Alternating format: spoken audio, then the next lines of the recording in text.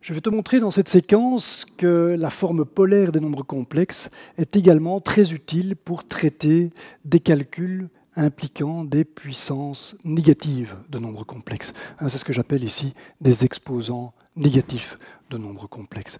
On a déjà vu que la forme polaire était effectivement très pratique pour interpréter le produit de deux nombres complexes ou une puissance entière positive de nombres complexes.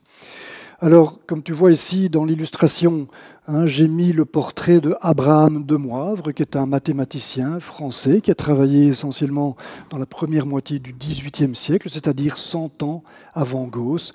Et si je le mentionne ici, c'est tout simplement parce qu'on va exploiter une petite formule qu'il a dérivée sur les nombres complexes. On va exploiter cette formule pour traiter les exposants négatifs.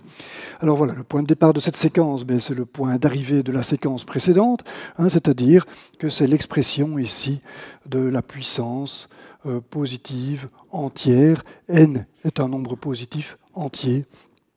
Donc la puissance positive entière d'un nombre complexe. Le nombre complexe de départ, il est là, il a un module ρ, un argument θ.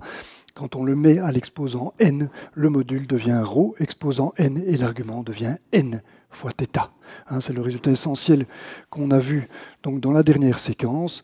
Alors on a illustré ce résultat. Je vais reprendre les illustrations qu'on avait dans cette séquence-là. On avait traité le cas des nombres complexes particuliers, racine de i et i racine de i qui vaut racine de i au cube.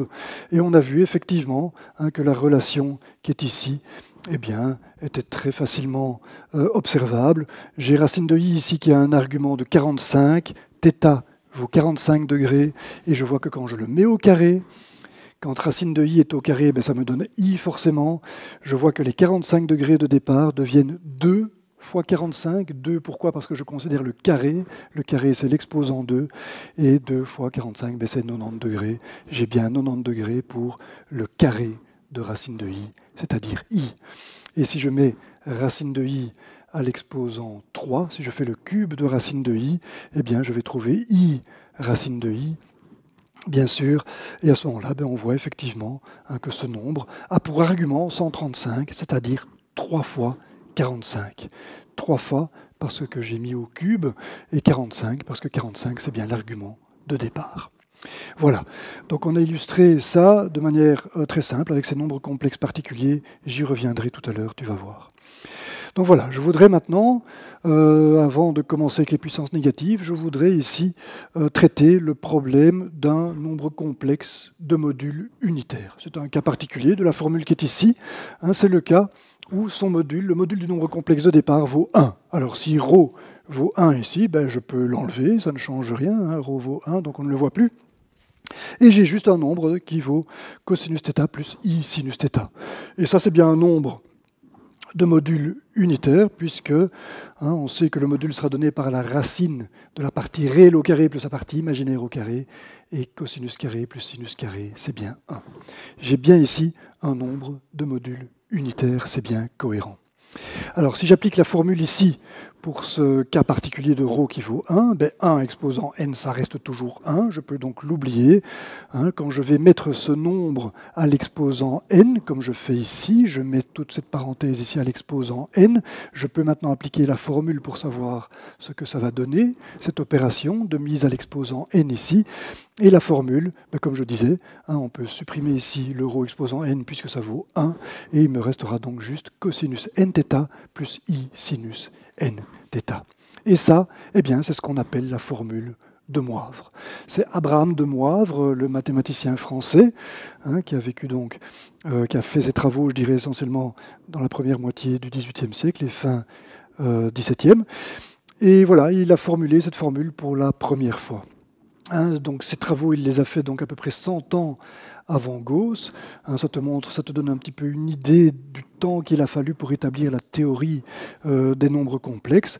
Et ça te donne aussi une idée de comment Gauss a travaillé pour formuler sa représentation géométrique. Il est clair qu'il s'est inspiré des travaux de ses prédécesseurs, comme le travail de Demoivre ici, sur cette formule qui porte bien sur un nombre complexe de modules unitaires et d'arguments donnés, θ.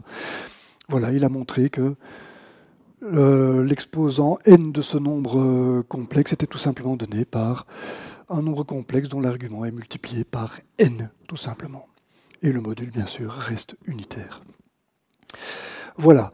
Et on va donc exploiter cette formule, mais avant ça, je vais l'illustrer, cette formule. De nouveau, en réalité, ce qu'on a fait en travaillant sur des nombres tels que racine de i et i racine de i, eh bien, en fait, c'est tout simplement illustrer la formule de Moivre, parce que ces trois nombres ont bien un module unitaire. Je suis bien dans l'hypothèse de départ, dans laquelle, donc, ρ ici vaut 1. Ben oui, voilà, donc je travaille avec ρ qui vaut 1, c'est pourquoi je reste ici continuellement sur le cercle de rayon 1, tout ça parce que ρ exposant n vaut toujours 1, donc j'ai beau prendre l'exposant du nombre complexe, je vais toujours rester à une distance unitaire de l'origine. Alors voilà, pourquoi est-ce qu'elle l'illustre? Ben voilà, on part de racine de i ici, qui a un argument de 45, et on voit que quand je mets racine de i au carré, c'est-à-dire quand j'applique cette formule avec n qui vaut 2, quand n vaut 2, ben je vois que je multiplie l'argument par 2. Je passe donc de 45 à 90 degrés. Je passe de racine de i à i quand j'ai mis le carré. Et je passe bien de 45 à 90. Ça illustre bien cette formule pour un nombre complexe de modules unitaires.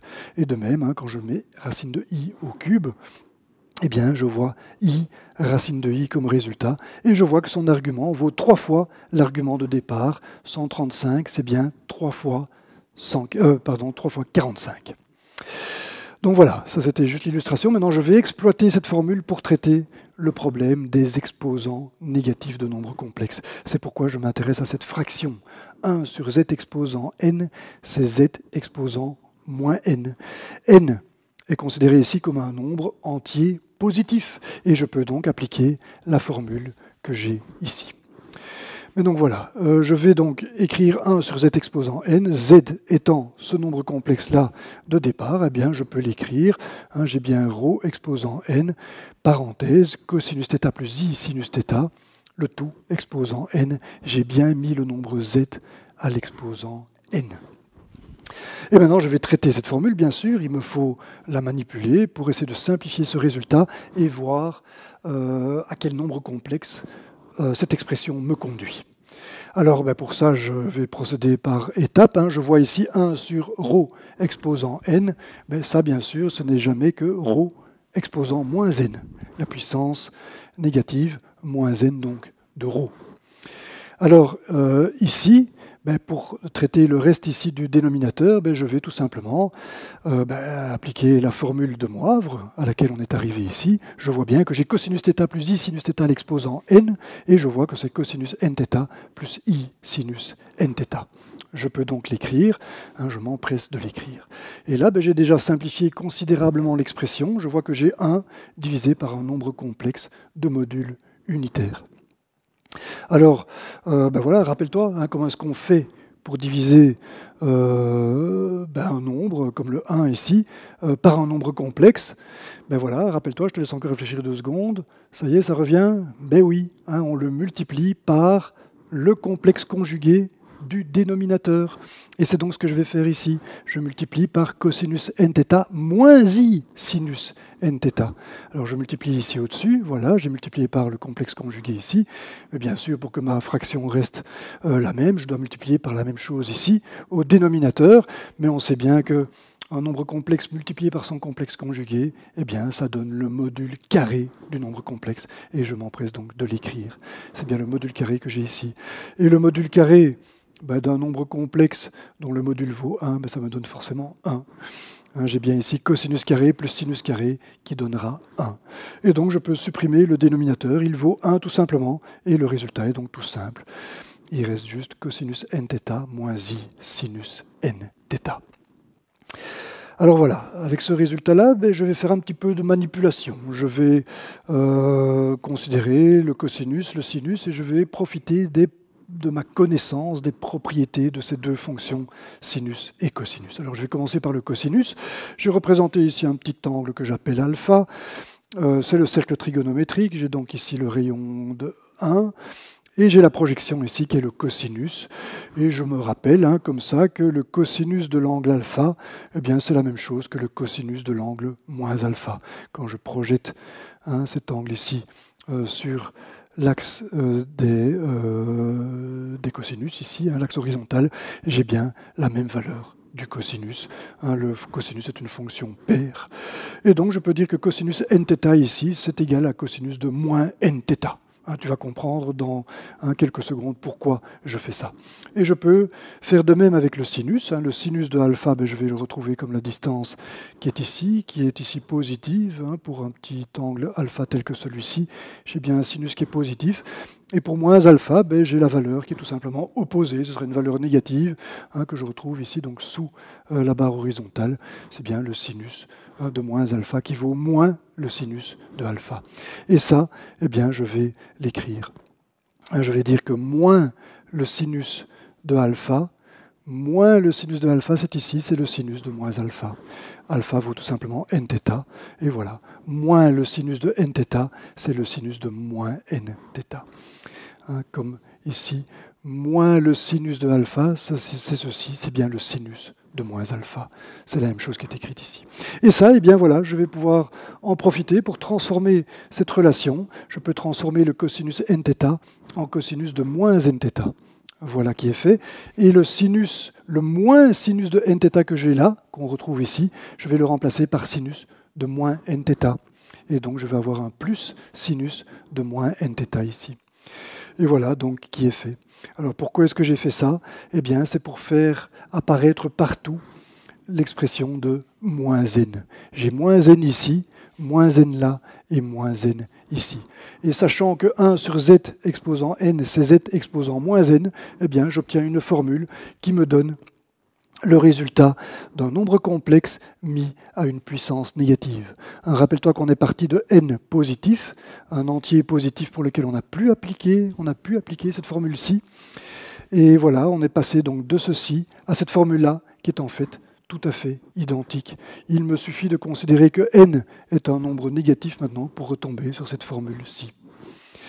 Voilà, j'ai tout simplement z exposant moins n à la place de z exposant n, j'ai ρ exposant moins n à la place de ρ exposant n, et j'ai moins nθ à la place de nθ dans les expressions qui sont là.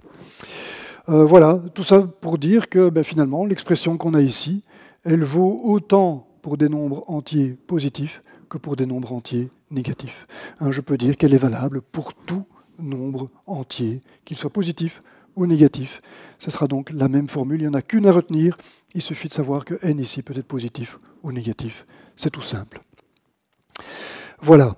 Voilà, donc ce qu'on va faire maintenant, ben, c'est un petit peu jouer avec ça. Hein. On va l'illustrer notamment. Je peux faire l'illustration avec l'exposant moins 1. Z exposant moins 1, eh bien, c'est l'inverse du nombre z de départ ici. Ça nous apprendra un petit peu hein, comment se transforme un nombre quand on en prend l'inverse. Hein, que représente donc l'inverse d'un nombre complexe? On va le voir très facilement grâce à la formule qui est là. N vaut moins 1 tout simplement, et je vais donc récupérer ici ρ exposant moins 1, et puis cosinus de moins θ, sinus de moins θ. C'est tout simple. On voit que l'inverse d'un nombre complexe va donner un nouveau nombre complexe dont le module vaut l'inverse du module de départ, 1 sur ρ, c'est ρ exposant moins 1. Le module de départ, c'est ρ. J'ai ρ moins 1 comme résultat, et je vois que l'argument est tout simplement inversé. Et donc voilà, je peux le représenter grâce à la représentation géométrique des nombres complexes et leur expression polaire, ici, leur forme polaire. J'ai l'angle θ, j'ai le module de ρ qui me détermine un certain nombre complexe qui est écrit ici. Voilà, ce nombre complexe est donc là. Si j'en veux l'inverse, eh bien, je vois que l'argument va être renversé. Je vais donc le trouver ici, quelque part, le nombre complexe inverse de celui-ci. Et où est-ce que je vais le trouver? Je vais le trouver une distance de l'origine qui sera donnée par l'inverse de ρ. C'est ce qui m'est indiqué ici. Le module du nouveau vecteur, c'est ρ, du nouveau nombre complexe, pardon, c'est ρ exposant moins 1. Et je vais donc le trouver ici, c'est forcément 1 sur ρ. Admettons que 1 sur ρ est la valeur qui est donnée ici. Le nombre complexe résultant est bien là. Ceci, c'est le nombre complexe z exposant moins 1. Donc voilà, ça te donne de nouveau une idée hein, du côté pratique de la représentation, de la forme polaire des nombres complexes, on peut tout de suite visualiser l'inverse d'un nombre complexe en appliquant cette petite formule. L'argument est inversé, de θ on passe à moins θ, et le module passe de ρ à 1 sur ρ. C'est tout simple. Voilà, je peux, pour terminer, traiter un cas particulier. Il faut quand même se poser la question. On a traité les exposants positifs, les exposants négatifs, mais qu'est-ce qu'il en est du nombre qu'on trouve entre les deux, qui n'est rien d'autre que le nombre 0 ? Que devient cette formule quand n vaut 0 ? Est-ce qu'elle est cohérente ? Est-ce qu'elle est applicable ? Eh bien, on va s'en rendre compte en l'appliquant tout simplement et en voyant si le résultat est cohérent. Alors, n égale 0, ça veut dire que je m'intéresse à z exposant 0. Z exposant 0 va me donner ρ exposant 0, ρ exposant 0 fois cosinus de 0 fois θ. Si θ est l'angle de départ, 0 fois θ, ça donnera toujours 0. J'ai donc 0 et 0 dans le cosinus et le sinus. Le ρ exposant 0, forcément, tout nombre réel exposant 0 donne 1. Je peux donc le supprimer, on ne le voit plus. Voilà, c'est simple. Il me reste cosinus cosinus 0, plus i sinus de 0. Et rappelle-toi, le sinus de l'angle nul, c'est 0. Tout simplement, je peux supprimer le sinus là. Il me reste juste le cosinus, et le cosinus de l'angle nul, c'est tout simplement 1. Et donc, je vois qu'un nombre complexe à l'exposant 0 me donne 1. Exactement comme un nombre réel. Voilà, ceci te montre que cette formule est valable pour tout entier, qu'il soit négatif, positif ou nul, cette formule-ci est valable. Et ceci est un résultat qui est bien commode, puisqu'on voit qu'on peut appliquer aux nombres complexes les mêmes règles de calcul que pour les nombres réels. Les choses sont très simples, et en plus, donc, grâce à la représentation géométrique et la forme polaire des nombres complexes, on peut très facilement interpréter cette formule, et donc on peut facilement interpréter les calculs qu'on fait sur les nombres complexes. Voilà, c'est ici que se termine cette séquence. Merci pour ton attention. On va voir dans la prochaine séquence les exposants fractionnaires cette fois-ci, qui impliquent bien sûr la notion de racine. La racine d'un nombre complexe va correspondre à un exposant fractionnaire. On va vite voir cette séquence, comme ça tu auras une vue assez complète des opérations qu'on peut faire sur les nombres complexes et leur interprétation géométrique. Merci et à bientôt.